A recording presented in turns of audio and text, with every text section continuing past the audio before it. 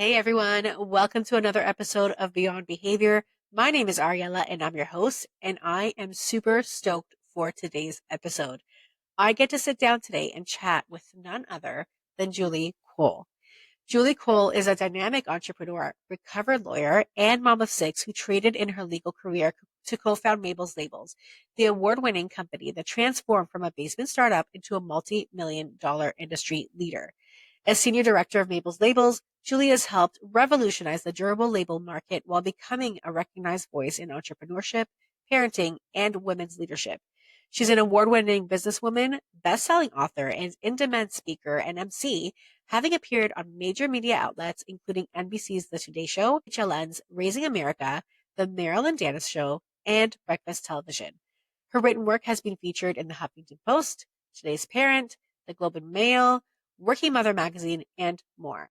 Julie's achievements have earned her notable recognition, including the YWCA Women of Distinction Award and the RBC Women of Influence Award for Excellence in Entrepreneurship. Beyond business, Julie is deeply committed to community engagement, mentoring emerging entrepreneurs, and advocating for women's rights and social justice. Whether she's keynoting a conference or navigating the chaos of family life, Julie brings authenticity, humor, and heart to everything she does. Follow Julie for inspiration, real talk, and expert insights into entrepreneurship, parenting, and the power of building something meaningful from the ground up. I truly hope you all enjoy this episode as we chat with Julie about all things business and parenting.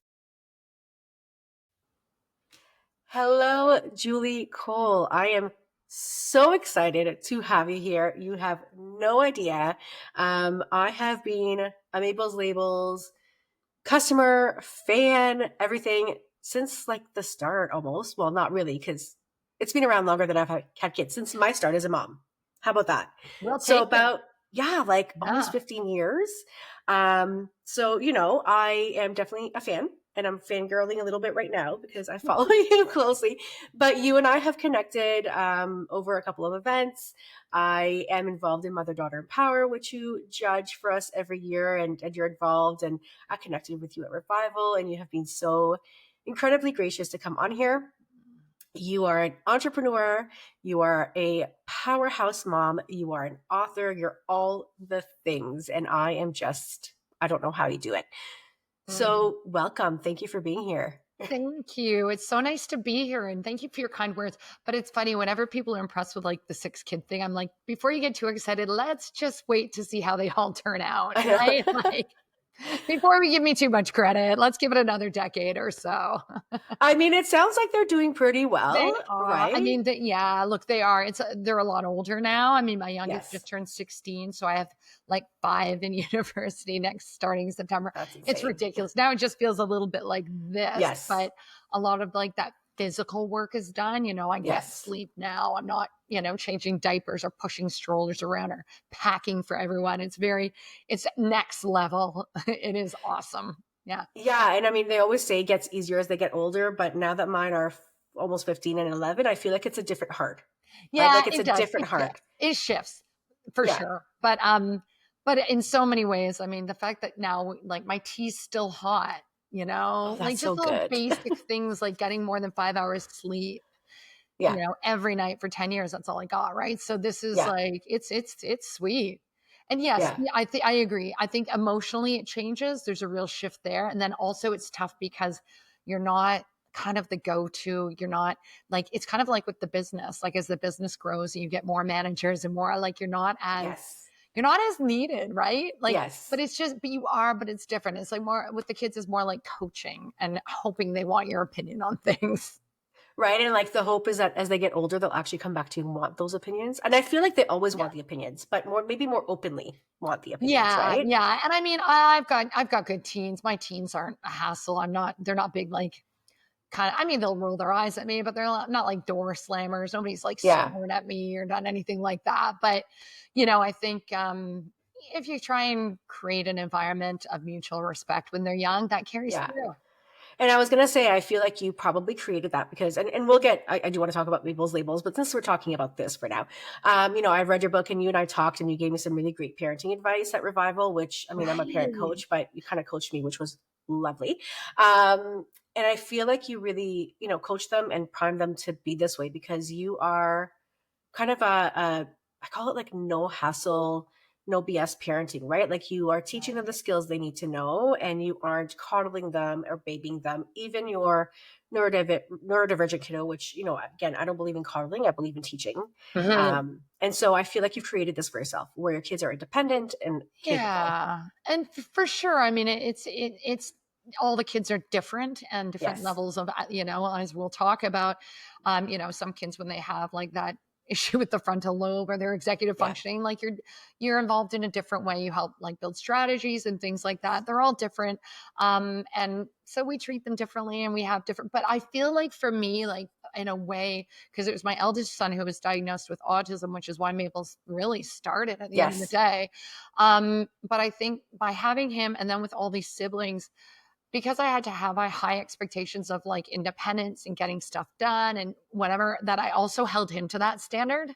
Yes. And I had to, and it made it easier when there were so many, because I've got lots of friends like in this space and they have like one or two kids and they're like, oh, well, it's just easier for me to do it for him. And I'm like, yeah, but then you have a kid on spectrum and he's a spoiled brat. Like, Yes. Yeah. not helpful. Yeah, no, I never, and I'm the same. Like my Yeah, kids, zipped up their own jackets and yeah, and I built it into my schedule. Like if I had to wait 15 minutes, that's right. that was in my schedule. I That's knew. right. It's that Yeah. whole like short term easy, long term hard, right? Like you got to build Yes, it in, because if you develop that stuff young, you're going to reap the benefits later. absolutely. And that's part Yeah. of what I do with parents. But anyhow, Yeah. back to let's talk about Mabel's labels. So Okay. listen, you had a baby. Mhm. You and your three friends, co-founders, were in the basement hustling, making labels while babies slept. I'm sure you wanted to sleep.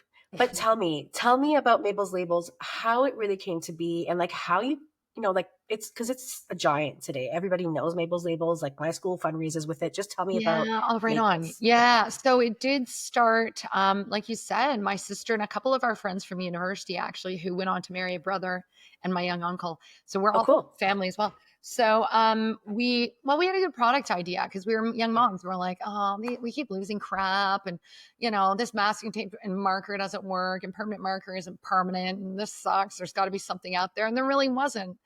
So we're like, oh, we should make something like that.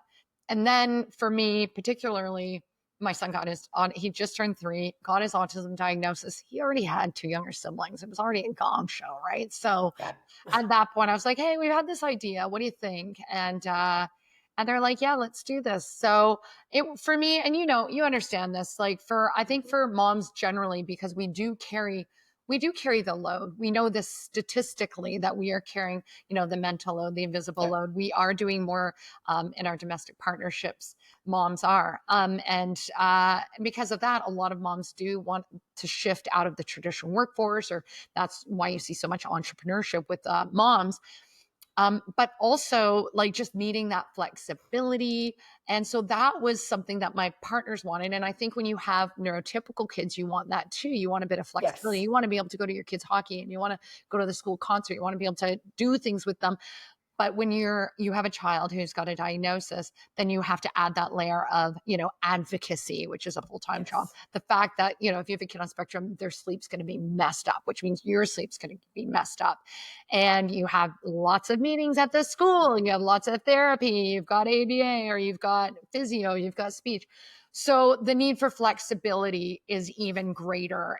It feels like when you have a kid who's not neurotypical, it's like the usual stuff on steroids. Like, for Yes. instance, like I feel like kids who are raised with privilege have advantages, right? Like, so, their parents can send them to, expensive summer camps, or they can have opportunities where they meet other privileged people and it helps them later in life. And they have access to nutrition, which, they have full bellies and strong minds because they're physically well and they're getting exercise. So all of that. So I feel like, when your kids are privileged, they're going to have a leg up.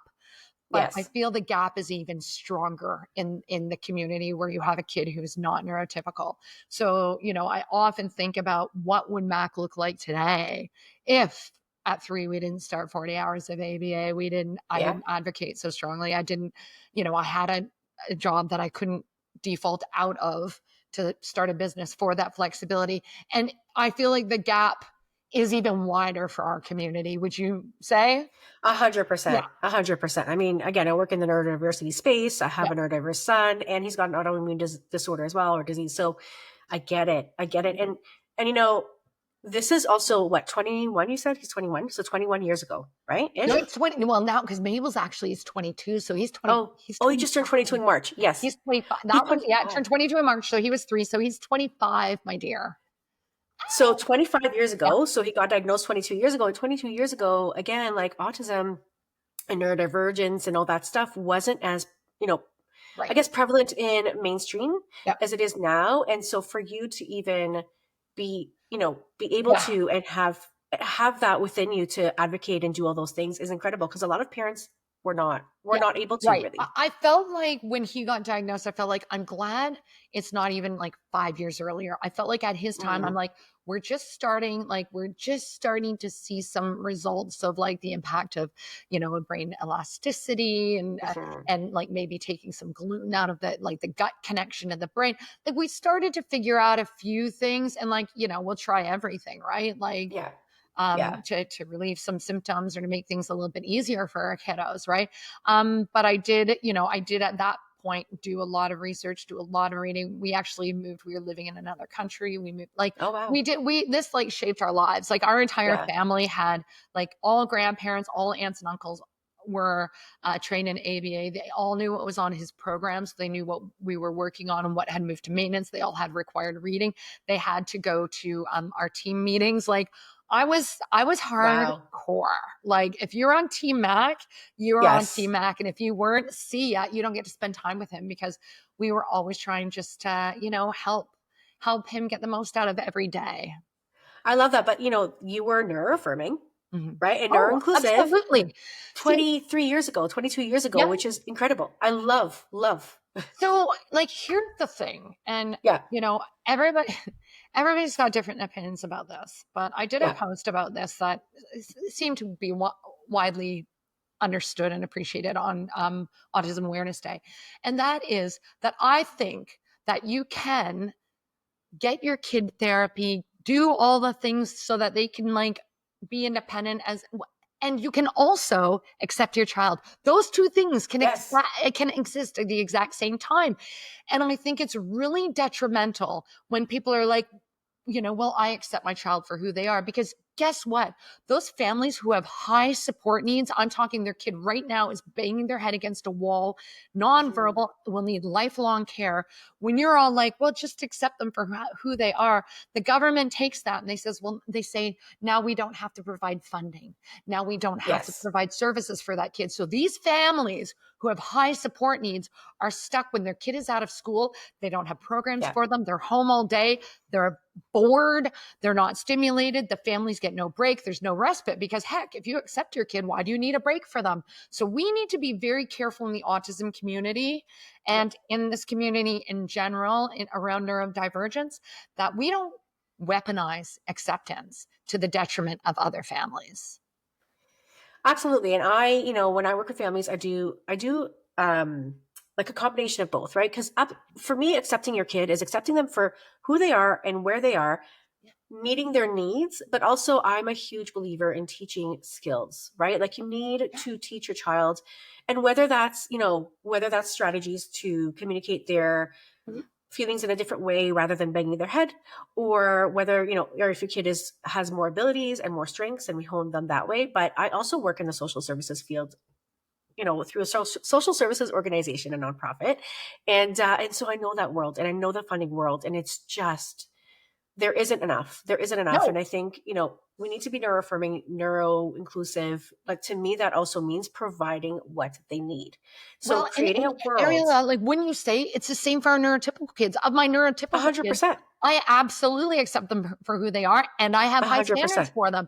If 100%. they need help with something, if somebody says, "Mom, I need a math tutor," I get them a math tutor. If somebody's like, "I Yeah. want it," so it's absolutely no different. I accept all Yeah. my kids for who they are, and I try to help them be the best and feel good about themselves, the best little person that they can be. That's all. Absolutely. And that's our job as parents, right? That's Yep. our job as parents and advocates. So yes, so I agree with you. There's extremes on every side, right? I think we Yeah. need to do a combination. That's how I work. I Yeah. believe in therapy and I believe in trying to create a world where everyone belongs. I do a lot Exactly. of, neuro inclusion work with organizations and corporations. And I know that Mabel's Labels is neuro inclusive. You have hired neurodivergent folks before, which I love and appreciate. So Oh, tell me, it's great. Any yeah, company who does not hire neurodivergent people, it's your loss. I mean, they bring so many skills. They think yeah, outside the box. They're yeah. like, sometimes it takes a little bit longer to train, but guess what? Once they know it and they're loyal, oh my gosh, I can't say enough. So I quoted you actually from your book in Yeah. my, yeah, Yeah. I quoted you in my workshop for corporations and organizations because I literally read that line in the book and it said something like that you've hired neurodivergent folks and just, they've gone on to beat all the records that you've Yes. had.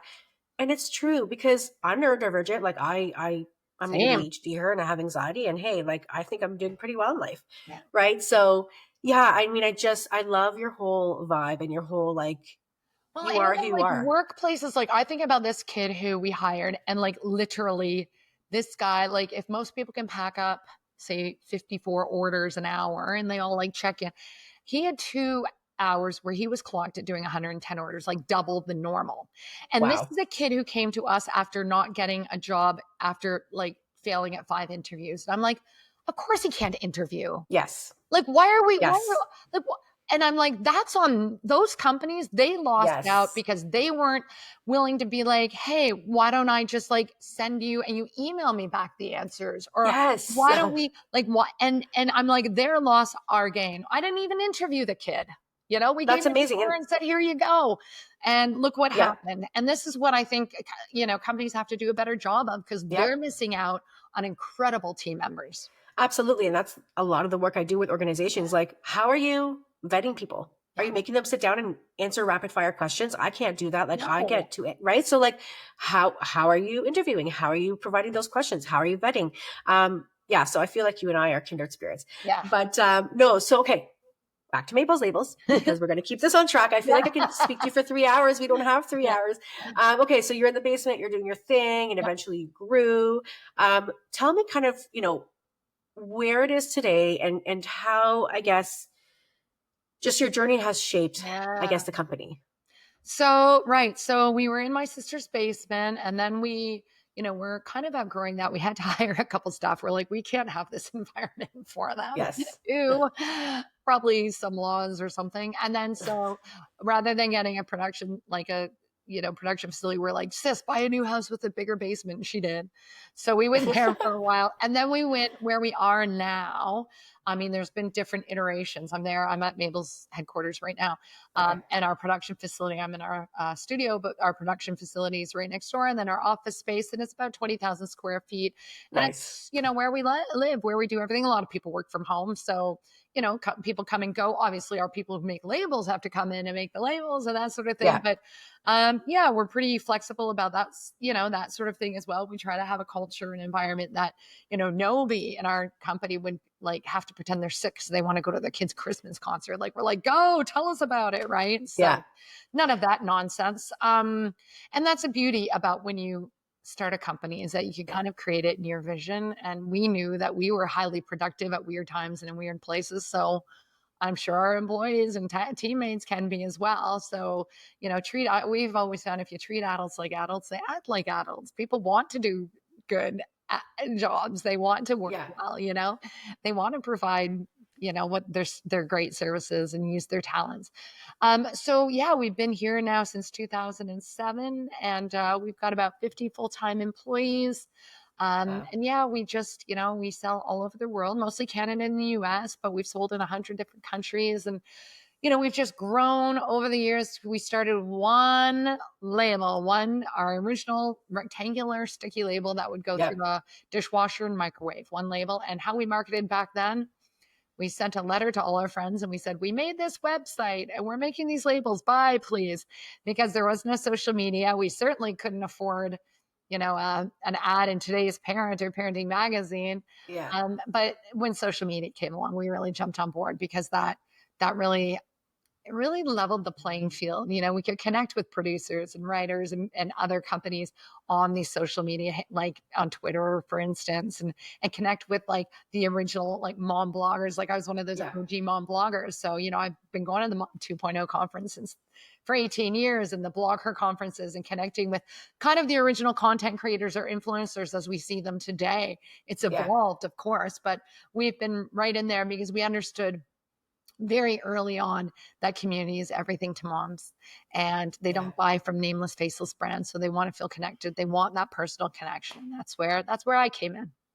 That's amazing. And yeah, now you're the face of Mabel's Labels, and I told you last time we talked, you're everywhere. Like one day I see you in like 3 different places, 2 different I've got a countries. cloning machine. Yeah, you must. I I'll don't lend even it know to how you you. do it. Please, it's insane, but it's amazing. And you're right. Like when I remember when my daughter was younger, and I did the labels thing, for daycare and whatever. And my husband would always say, "Why are you buying labels? Why don't you just use a marker?" I'm like, first of all, they're Right. cute. Yeah, there's that. There's that. There's And that. second of all, I'm like, I'm supporting like a local mom, right? Like for me, that Right? and buy local was around forever, and I'd rather do that. And even now, my kids are too old for labels now. I don't really label their things anymore, but I would still, because it's high quality. Mhm. It's high quality stuff, and it And does that's the last, and it is secret durable. sauce. I mean, that is Yeah, the secret sauce. yeah, Our labels will not come off in the dishwasher, or the microwave, or the yeah, washing machine dryer. Like that is, and you know, the other secret sauce is that personal connection. And yeah, that's why I started blogging. I wasn't blogging about labels. I was blogging about max yeah. autism or being a mom of a big family. Everybody trying to just get through the day, right? The same struggles, like keeping it real. It's all about, you know, PR and that sort of thing. It's about soul, not spin, right? Like Yes. you really want to connect. And I feel like that even more so now. I think in these times of AI and you know, people Hmm. still want to make sure, particularly moms, the way they choose to spend their money. And they care about companies that care about the environment and they Yes. because they want to leave a good environment. So sustainability matters. That influences their purchasing decisions. So you really need to know your market, and I'm just real about everything. Like I'm not writing about diaper blowouts or pushing a triple stroller around anymore because I'm not doing those things. Yeah. So I think like I always think like with parents, we always say moms can sniff out a fake. So like that's what other people around here might talk about. I come from more a seasoned mom perspective. I do a lot of speaking about starting a business and managing, like how did I manage it all, right? And that's where the book comes in, where it's all just, you Yes. know, like you say, life hacks, mom hacks, business hacks, all that stuff. Yeah, and I mean, I have notes all over my book because, Aw, I do, because that's kind of how I like to learn and keep notes. But like, I was like, oh yeah, that makes sense. Shh. Or like, there were a couple things, we were talking about guilt, and I've been working a lot about letting go of the guilt, yeah. and just the way that you put it made so much sense to me. And so, well, I do. Let's pivot for a second. I do want to talk about those challenges, those early challenges. So, you started the business when you had 3 small kids.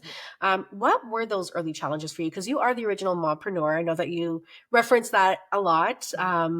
And you know, it is what it is. You are, and I think that's a great title Mhm. to have. What were your early challenges in entrepreneurship and motherhood together? Yeah, I think a couple of things. It is funny you say that mompreneur or mom.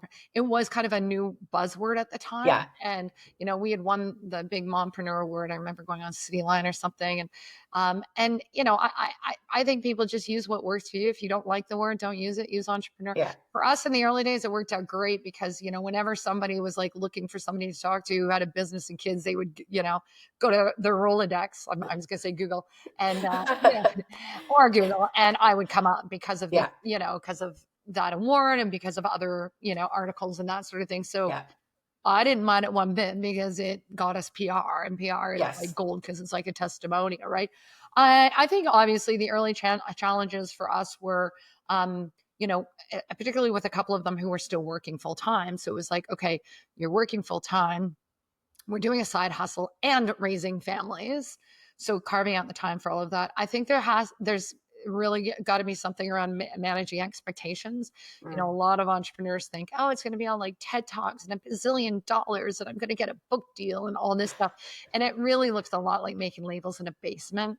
Yeah. for a long time. It's not like putting the kids to bed and pouring a glass of wine with your spouse and, watching some Netflix, and like none of that happens. Like you're Yeah. doing without a salary. So you're not going on a holiday. You're not getting a new car.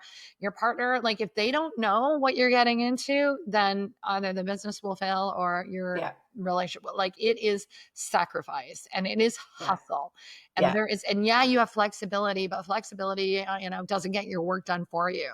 So you can Yeah. go to the apple orchard, right? But with the kindergarten kid, but then you'll be on your laptop at 11 o'clock at night. Like I never laid down with my kids to help them fall asleep because, Yeah. well, they're 6 of them. Who am I going to pick? And also independence. Hello. And also, if I fell asleep, I would risk losing 3 hours at night where I could work, right? Because they were asleep. So I think, managing the expectations, carving out the time. I think with social media now and phones and things like that, it can be a great tool. But again, with the managing expectations, make sure, when you're engaging with your family, you put the phone down. Yes. Sometimes it's like, okay, guys, I got to take this call. And my kids understood if I didn't do it, then I probably would have had a regular job where I wasn't even there. I wasn't even Yeah. home. So it's about finding that balance, communicating and managing those expectations. And of course, for a lot of young entrepreneurs, money's a thing, right? Particularly when you Mm. think about women, and women get less than 4% of VC funding. And, women are less likely to go to banks and less likely to get bank loans and tend to just go for love money, like ask their parents or whatever. Yeah. So an advantage we had was having the four of us because we could share the workload, we could share the financial investment. So we bootstrapped, like we never got Mm. outside investment. And we could share sort of that mental load and the stresses. But also with four of us and early challenges, you have a lot of opinions, right? Yes. But you also have a lot of camaraderie. So I think it really contributed, bringing four different brains to the table, four different skill sets, four different schedules, all of that stuff really contributed to our early growth for sure. That's amazing. And from what I've read, you all are still close, and relationships weren't Yeah, affected, I'm the which is only one good. still in the business. Okay. So everyone else, it's been 22 years. Yeah. So everybody's moved on and doing other things, but you know what? I still love it. I still, feel really connected to the business and the team and love the product and love what we do and love the community. So I'm still having fun, Ariella. And I love it. yeah, so I'm I still love it. here. I can't picture you not having fun. Just saying, you are Yeah, like it's kind of your my energy. thing. Yeah, your vibe is like, I don't know, you're very contagious. I love it. Like you walk into the room and you can feel it. I'm like, oh, Julie must be here. Right. It just, yeah, your vibe is amazing. So if you haven't met Julie in person, you have to, because she's a Aw. whole other level of amazing energy. So, shifting from business to parenthood, we talked a little bit about mothering or parenting. I don't like the word mothering, Mhm. parenting your kids, and Mac, who's autistic. I want to know, like, we talked a little bit about misconceptions, but what have you found are misconceptions about neurodivergent kiddos through your journey that people have? Yeah. Um, I think, not to, like, I'm thinking for my journey, like, not to underestimate, what our kiddos are capable of.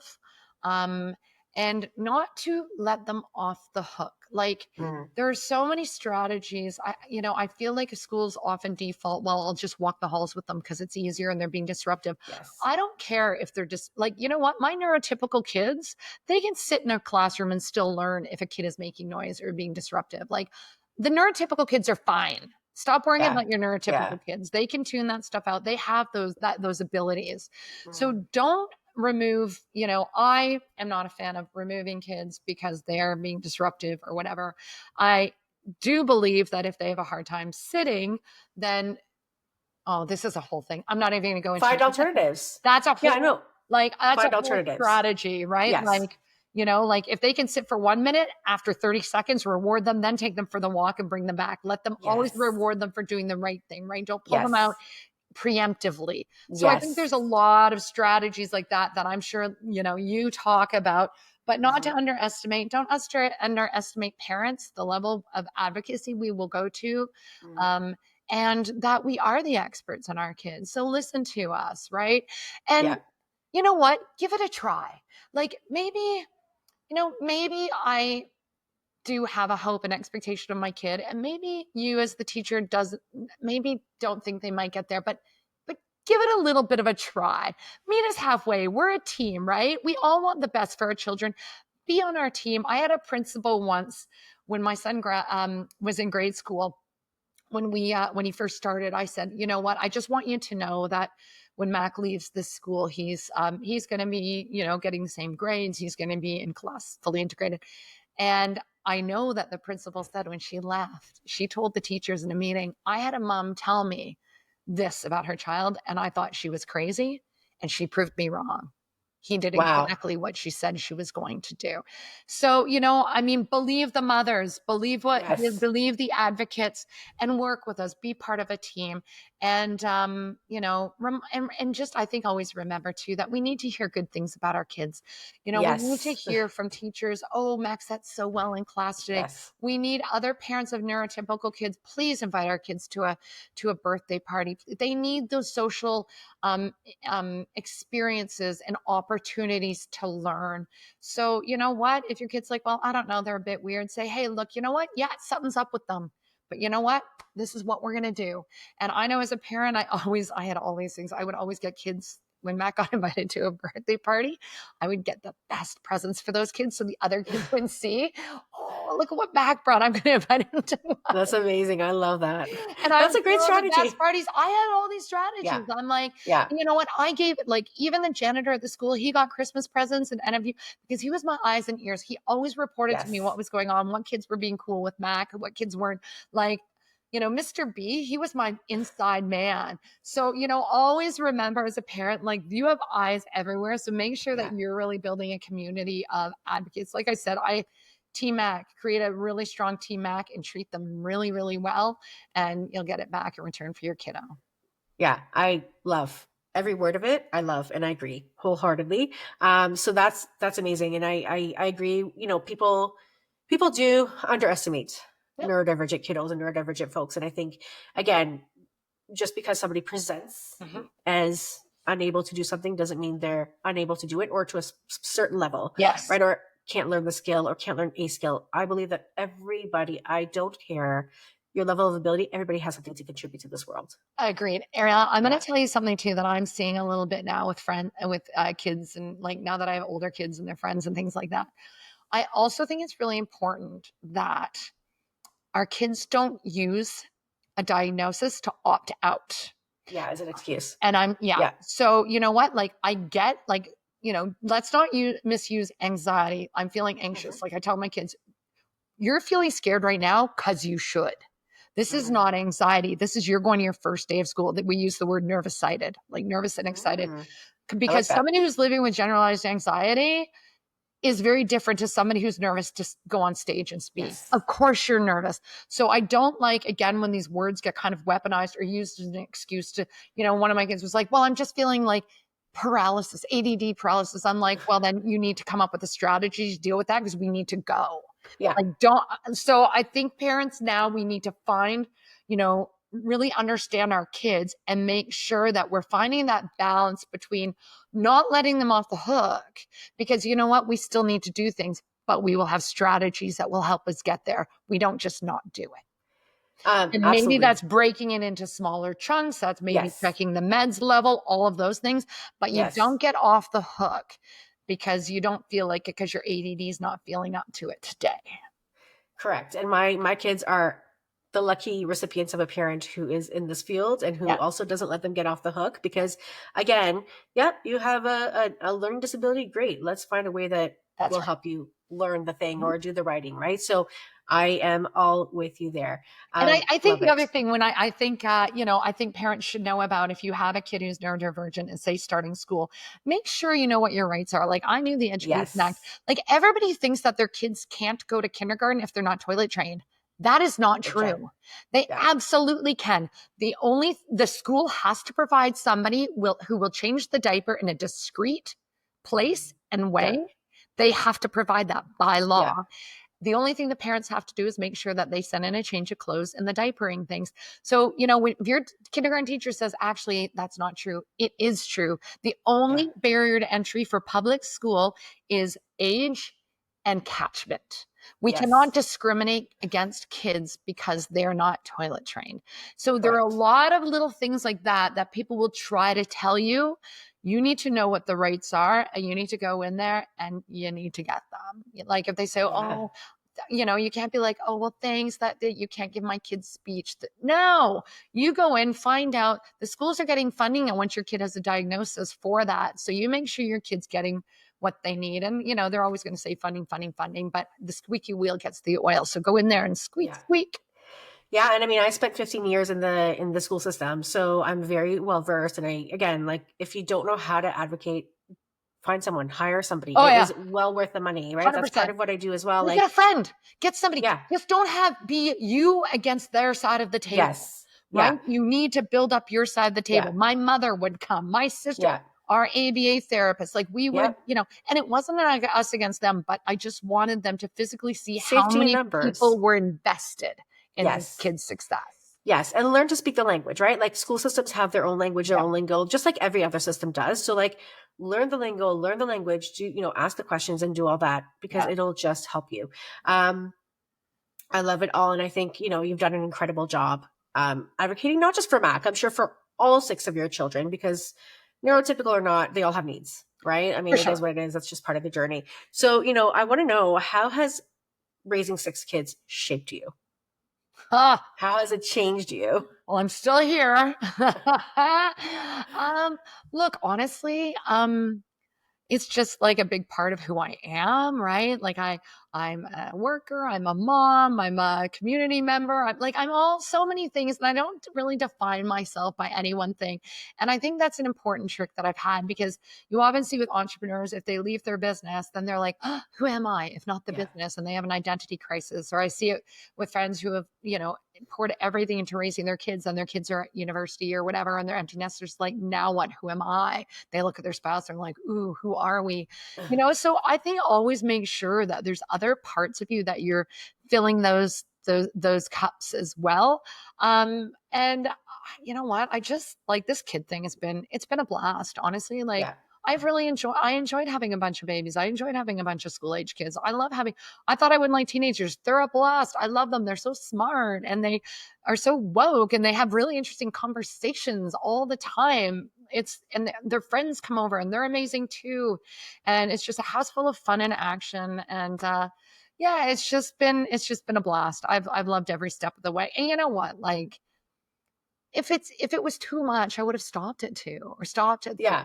Like, it's Yeah. Yeah. fine. Like, I'm Yeah. fine. It's fine. Yeah. Like, and I Well, think any number of kids is fine. Just do what works for you. There's not yeah. like no kids is perfect. One kid is perfect. Six Yeah. kids, whatever works for you. There's no right answer. Just, you know, Yeah. I was just going to say and that came a lot in through your book, just kind of saying, people ask me, why'd you have six kids? And you're like, because I wanted to, yeah, right?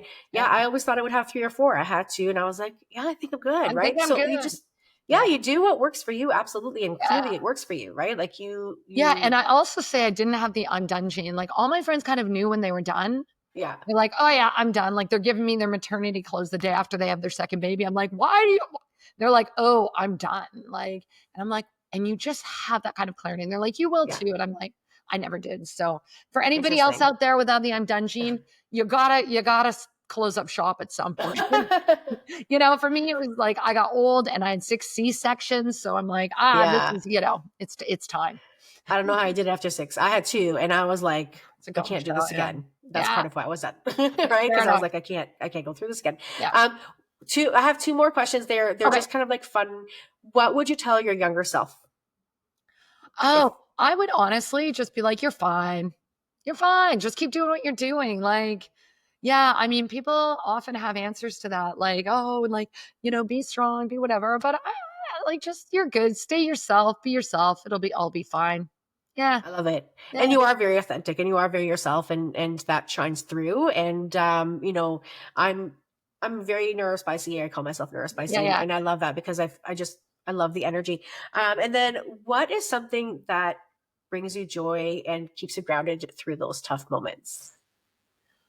Oh, I think it's just my perspective. Like, like, it's fine. Like, how bad is it? Like, Yeah. I'm always forever saying, oh, is this the hill I'm going to die on? It's like, Yes. no.